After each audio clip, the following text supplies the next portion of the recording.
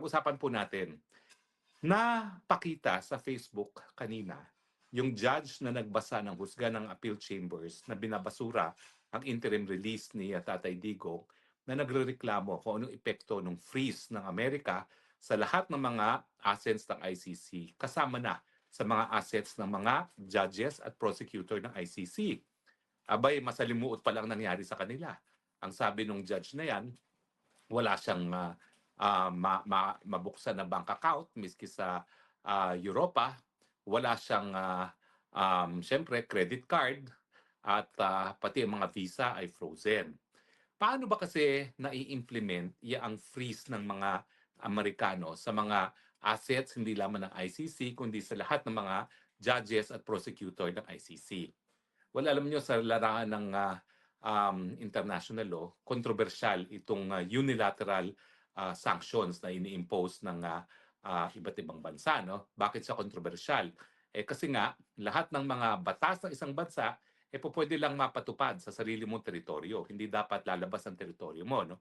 Pero itong ginagawa ng Amerika, unang-una niyang ginawang sanctions ay yung trading with Cuba. Bawal mag-trade sa Cuba. No?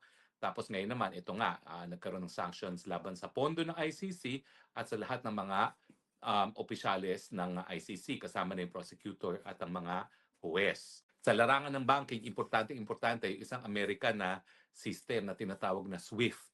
Yung SWIFT is an American electronic system na ginagamit natin para paglipat ng pondo. Unang-unang nawala sa ICC at sa mga judges at prosecutor ng ICC ay yung SWIFT. So hindi sila makatanggap ng pera from abroad. Now, hindi ko alam kung paano ngayon ang ginagawa ng ICC para makatanggap ng pondo sa kanyang operasyon, no? Nang walang SWIFT account. Alam naman natin na ang pondo ng ICC nanggagaling sa mga miyembrong bansa, kasama na doon sa mga pribadong pwedeng mag-donate sa ICC. Controversial yung donasyon na yan, ha? Kasi nga, paano ka magiging patas na mahistrado na tumatanggap ng donasyon? Ang chismis nga ang mga Marcoses through iba-ibang mga fake corporations o holding corporations, posibleng nagdo-donate sa ICC, kaya talagang pinupuruhan si Tatay Digong. At sinasabi ko lang naman, possibility.